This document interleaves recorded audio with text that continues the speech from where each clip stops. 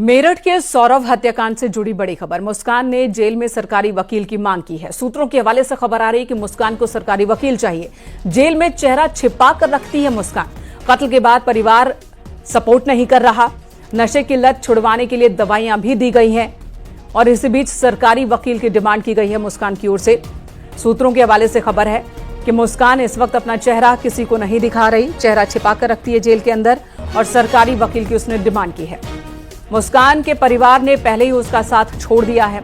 उमेश हमारे सहयोगी इस वक्त फोन लाइन पर हमारे साथ मौजूद हैं। उमेश, सरकारी वकील चाहिए मुस्कान को? यह निश्चित तौर पर इस पूरे मामले में बड़ा अपडेट यही है कि मुस्कान को सरकारी वकील चाहिए। मुस्कान जेल की सलाखों में कैद है, मुस्कान जेल की कालकोठरी में कैद है और बेहद बेचैनी में मुस्कान की रातें गुजर रही हैं।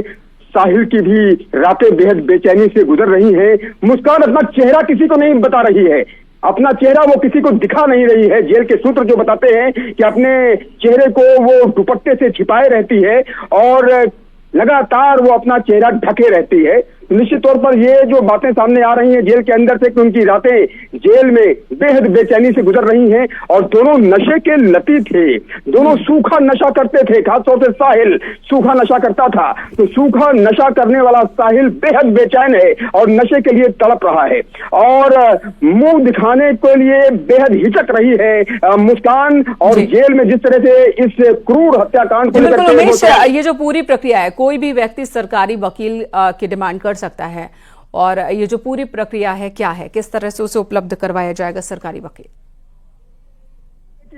वकील के लिए तो एडवोकेट करने का अधिकार हर व्यक्ति को है और अगर इस पूरे मामले को लेकर के मुस्कान और साहिल की तरफ से सरकारी वकील की मांग की गई है तो निश्चित तौर पर इस पर जो है विचार मंथन जो लीगल एक्सपर्ट्स हैं वो करते हैं और लीगल एक्सपर्ट्स जो विचार मंथन करते हैं उसके बाद ही सरकारी वकील मुहैया कराया जाता है, चाहे वो केस कैसा भी हो।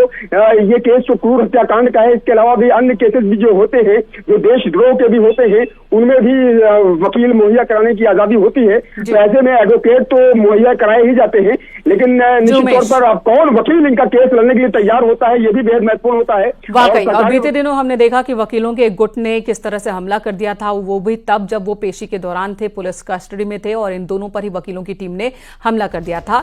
कोई वकील इनका केस लड़ने को शायद तैयार नहीं, यही वजह कि सरकारी वकील की डिमांड की गई है। क्योंकि अगर बात पैसों की जाए तो पैसों की कमी फिलहाल इनके पास दिखती नहीं है।